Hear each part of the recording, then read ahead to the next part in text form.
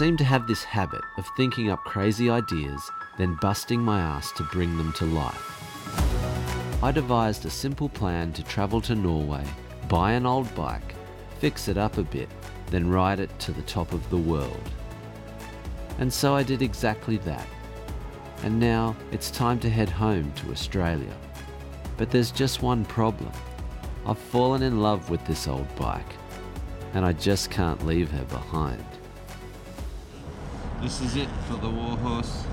The last moments on Nordic soil.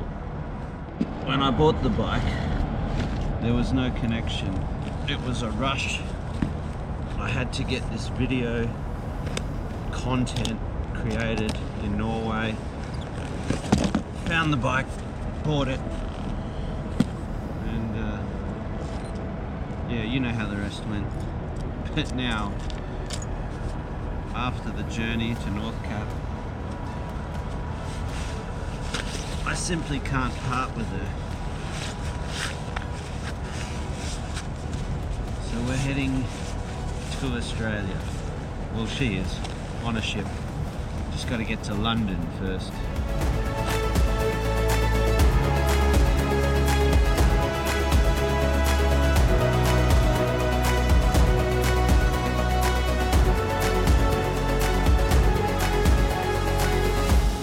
I didn't expect to form such a bond with the Warhorse, but it's happened.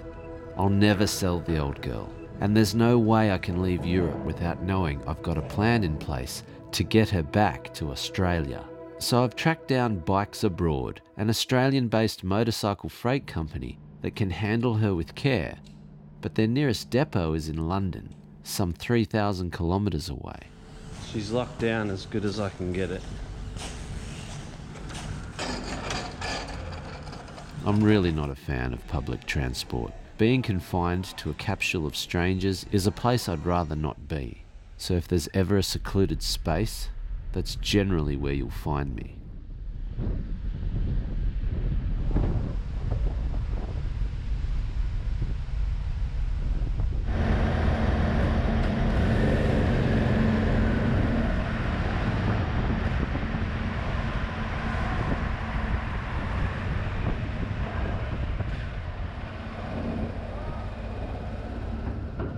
And just like that, I'm in Denmark. First waypoint is locked into my glitchy GPS.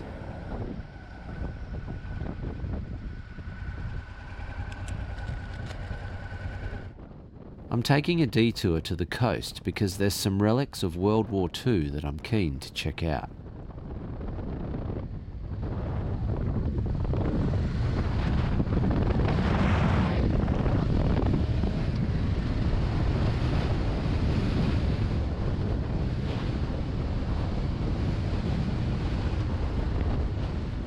So fascinating. These bunkers built by the Germans basically stretch along the western coast of France or the Netherlands to Norway. And yeah, the Germans built them as, it's called the Atlantic Wall, massive line of defense. Germany holding back the Brits, the English, World War II.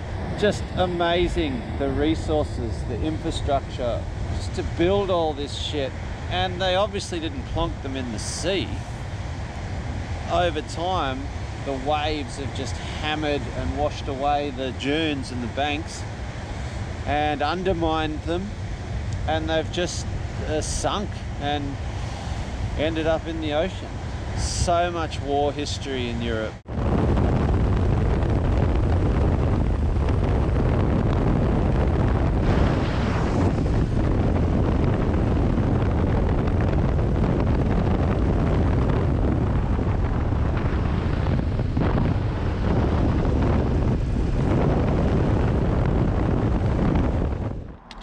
Chain sprockets, a bit flogged on this, especially the front sprocket. At low speed, first, second, third gear, you can hear how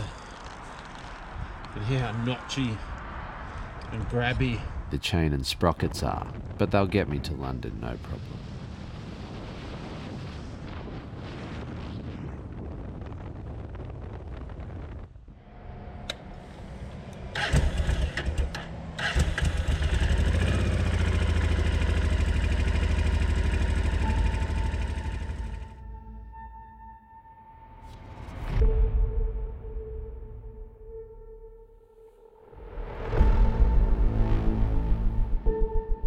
Now legging it through Germany, I've happened upon a modern GS rider who seems to be coaxing me into chase.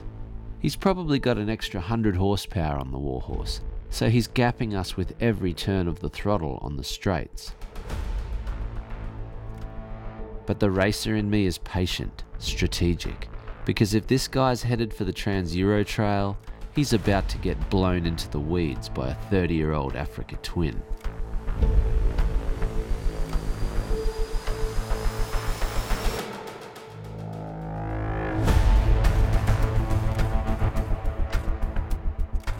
Ah well, not today. I thought that GS was a bit too shiny to be going off-road anytime soon.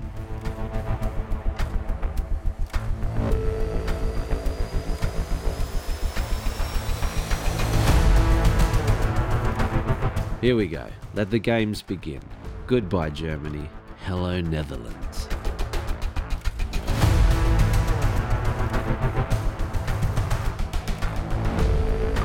Alright Warhorse, I know you're hungry. Let's eat up some of this Dutch Trans-Euro Trail.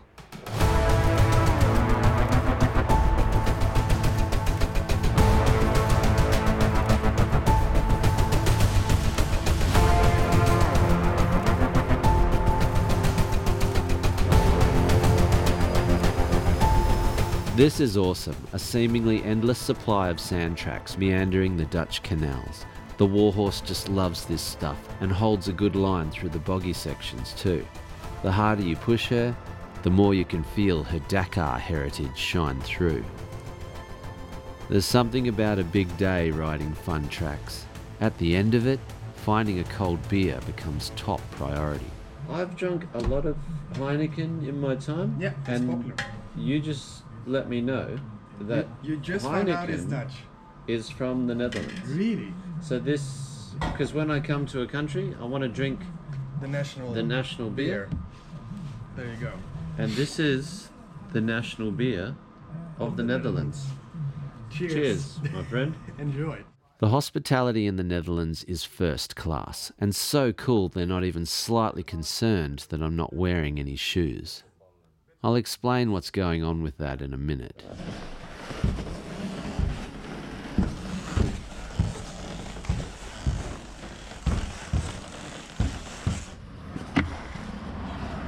And that was that hotel. Awesome. Oh, I might get a coffee. Looks like they've switched the lights on. A good coffee to ponder my dilemma. Do I have enough time to backtrack down the Trans-Euro Trail and look for my shoes? Or do I just cut my losses and head straight for the ferry to the UK? I was having so much fun on those sand tracks yesterday. I failed to realise that my tripod, shoes, and a little bottle of oil for the Warhorse rattled itself loose. Gone. I didn't pack it properly. I had the shoes on top, and I think the shoes come apart in two, made the loose space, and everything then rattled away. Idiot. Alright, I'll just go a few kilometres back down the trail and have a quick look.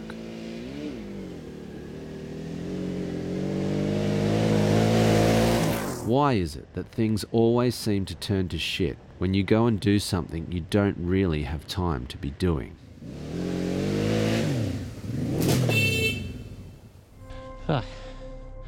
Not a good situation when you bin it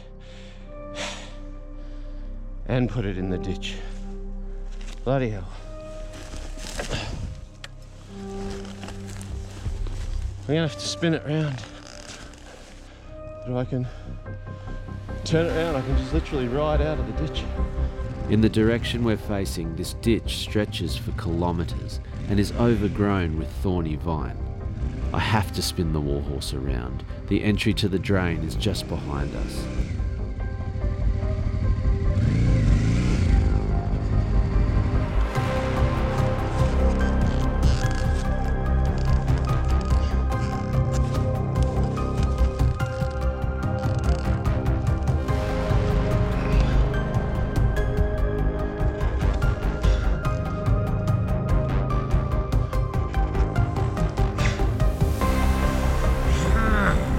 You'll never truly understand how heavy an adventure bike is until you try to skull drag it through a ditch.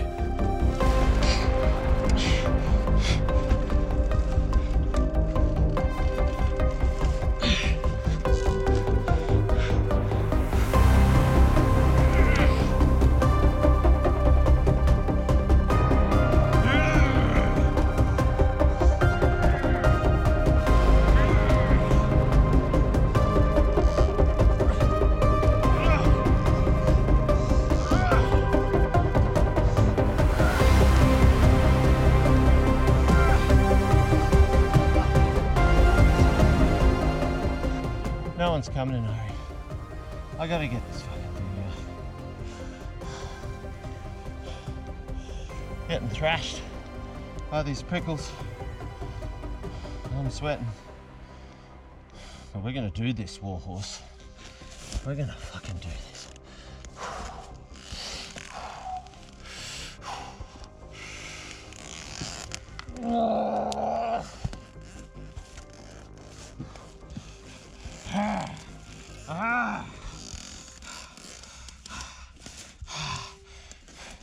I don't fucking believe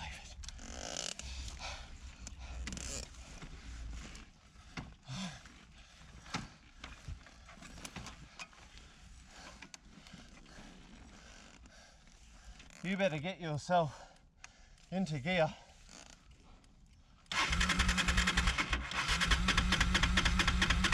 You're getting out of here.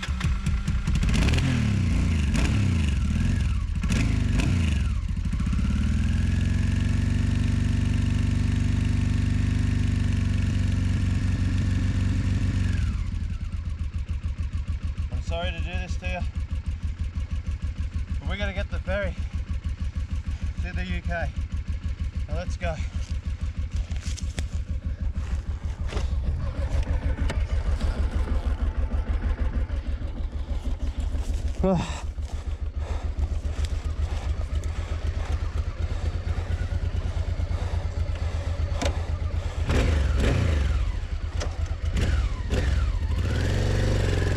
Let's go, Warhorse. Don't you even think about stopping. I often find when you push yourself right to the point of giving up, it's from that point you only have to push a little further to get where you need to be. Kind of interesting how a bike inevitably becomes whatever you name it. Would you just look at the Warhorse? I feel so bad. I'm gutted, actually. I'm really angry at myself for carving around like I'm just on any old dirt bike. Yeah. This old girl is in, blow by blow, kilometre by kilometre, teaching me to settle down a bit and enjoy the ride.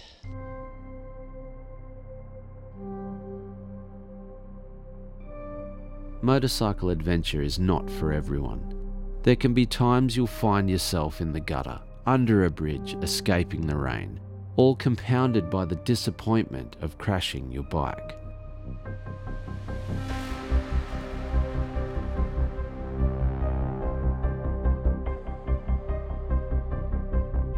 But this is the journey.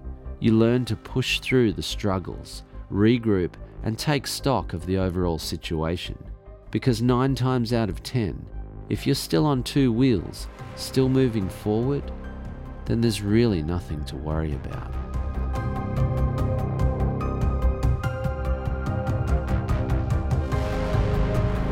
And sometimes, when you least expect it, one of your people will appear to brighten your day. 9 holes I'll go for. 18 holes. Is that a golfing term? Do you play golf, Kel? You don't play golf. I'll try, I'm not.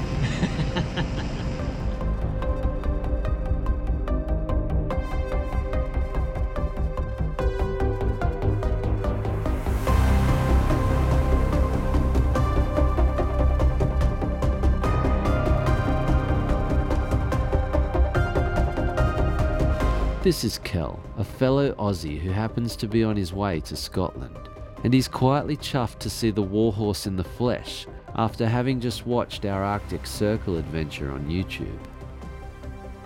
definitely not my finest hour. I'm so gutted I put the Warhorse in the ditch and busted the screen.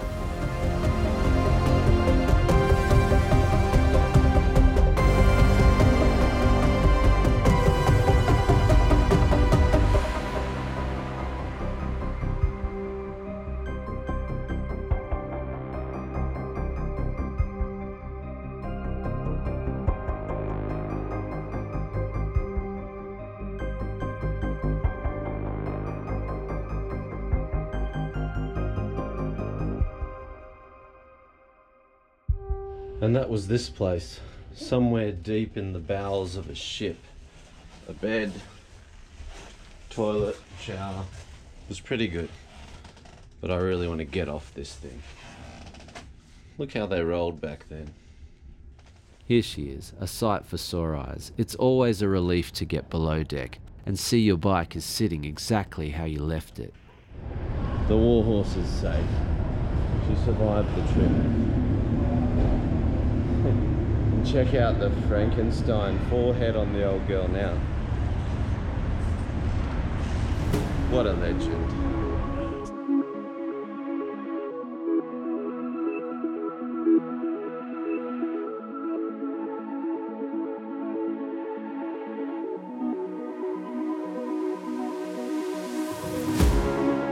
As motorcyclists, we are defined by the bike we ride and the path we choose. So it's not a given that we'll bond with every rider who crosses our path. But this is just the way of the journey, the fabric of the experience, the romance of the adventure. Because we only really connect with those we are destined to create memories with. Those who choose to seek out the same path. But these such encounters are rare, because this is the nature of traveling solo and being comfortable on your own journey.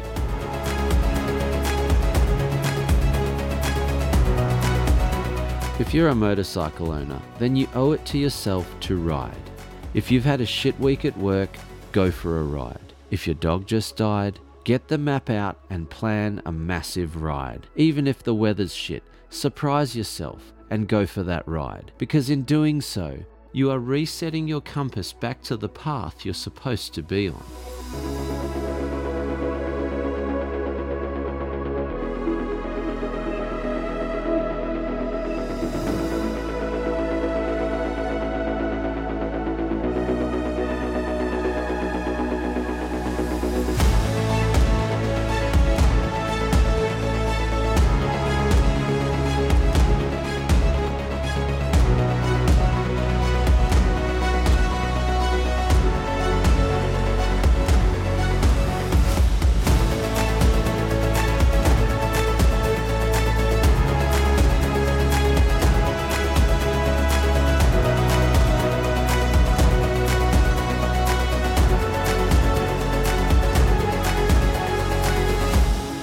And yeah, we all know motorcycle riding is dangerous, but so is driving to work, smoking cigarettes, or choking on a piece of chicken.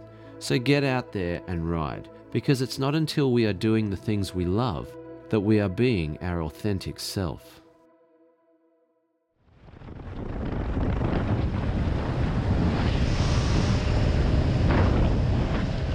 The Warhorse just ate that shit up all year. Look at it. Just look at it.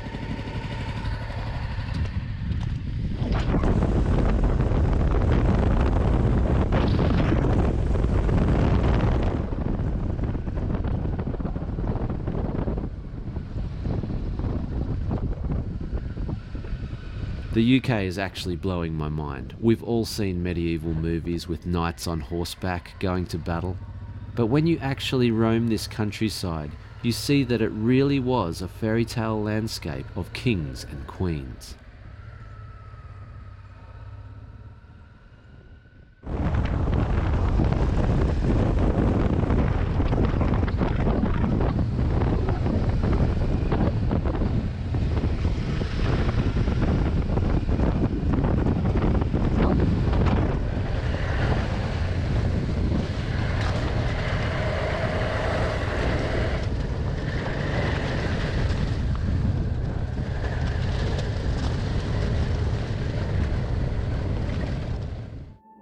Whether I'm travelling, racing, or just going to the shop, I consciously switch on my A game.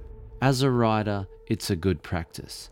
In this case though, I'm double checking for the simple fact I'm keeping a promise to the Warhorse. A promise that no matter how steep or sketchy this trail gets, I am not going to throw her down. Don't worry, Warhorse, I've got this.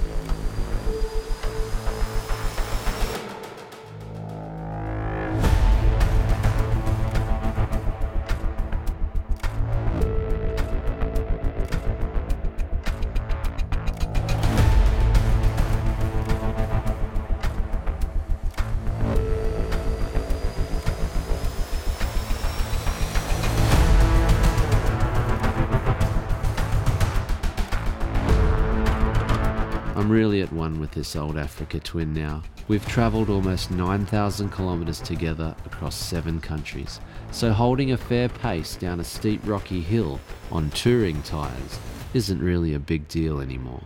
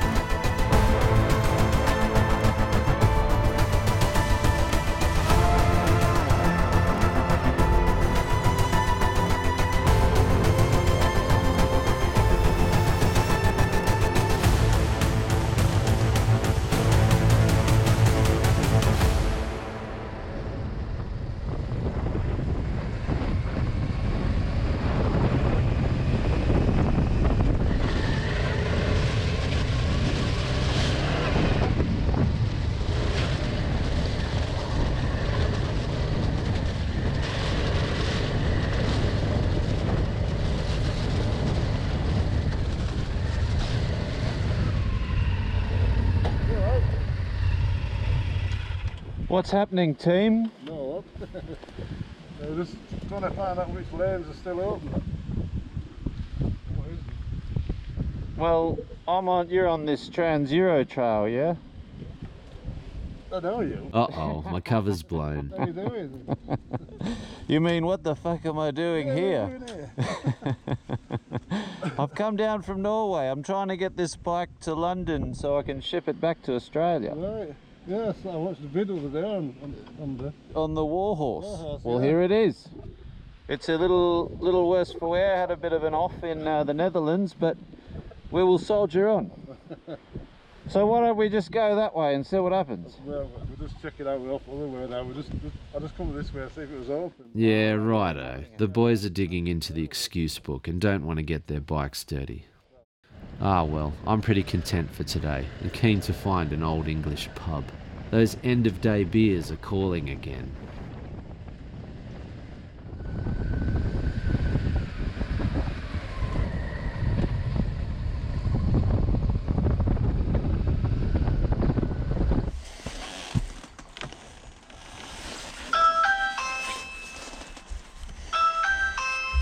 I found an English pub, complete with real but dead rabbits. Very English.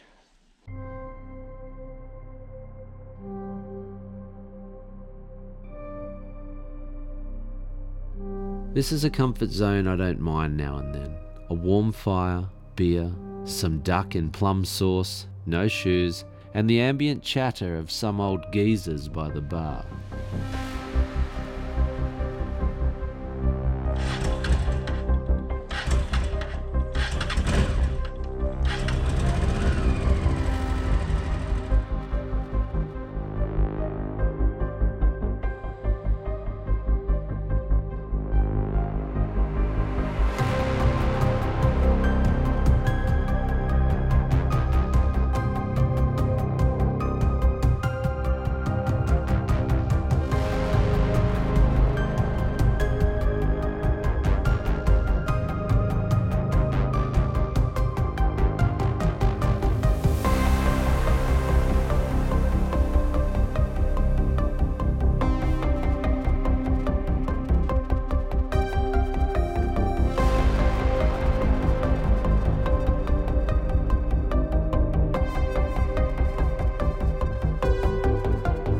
Getting close to the final leg of this trip now, and I probably shouldn't be pushing my luck in these conditions, but I'm lost in the moment and loving the adventure for what it is.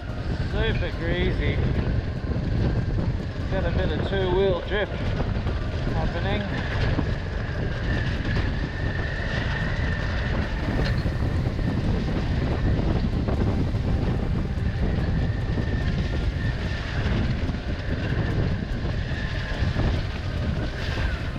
Yeah, this is proper English slime.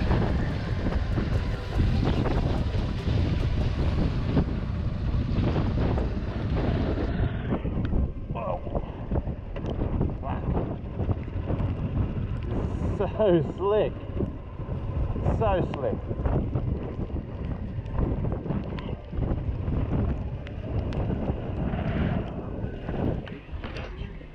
Yeah, that looks alright. Memory foam, comfortable, light. I've got them on the air comfort.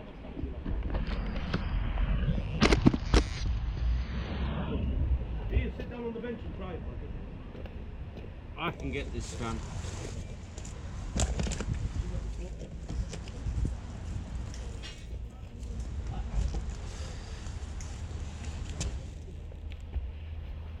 Yeah. Give us the other one.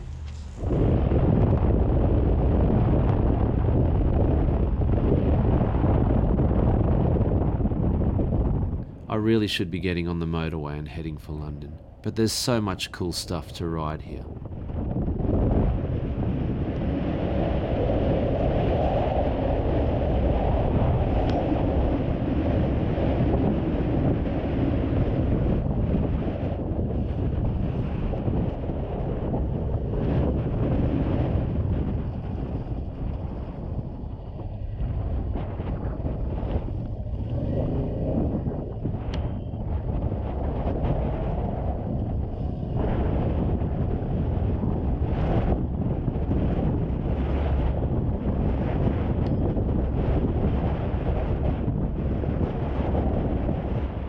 I just love this old bike. I know her well and have a good feel for how she handles challenging terrain.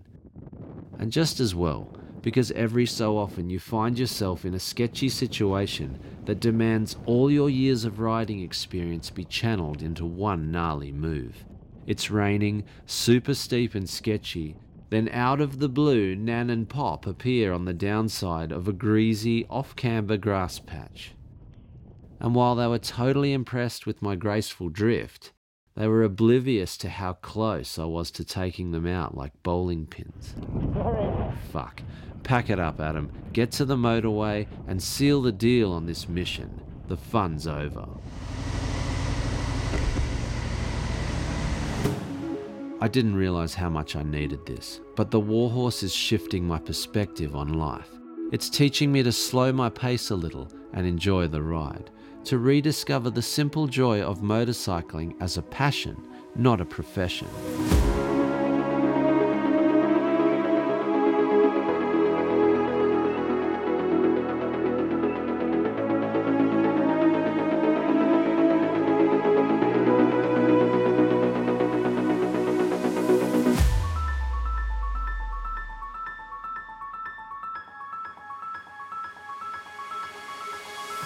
She's giving me the confidence to drop my guard a little and connect with everyday riders, subscribers, adventurers, people of the motorcycling community.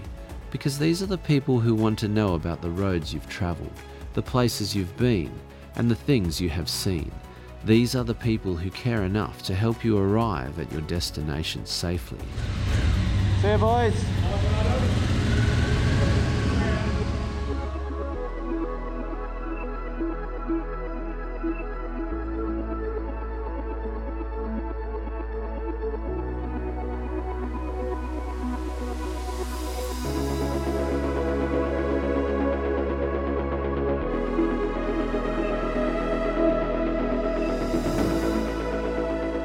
3,000 kilometres later, we have made it to our destination. We have made it to our safe house, an Australian-based company named Bikes Abroad, who specialise in the safe shipment of motorcycles all over the world. It's a somber yet auspicious occasion as I strip the Warhorse down and prepare her for shipment. Bikes Abroad are a dedicated motorcycle freight company, so I know the Warhorse is in good hands and will be travelling alongside other two-wheeled prized possessions. I'll see you soon, old girl.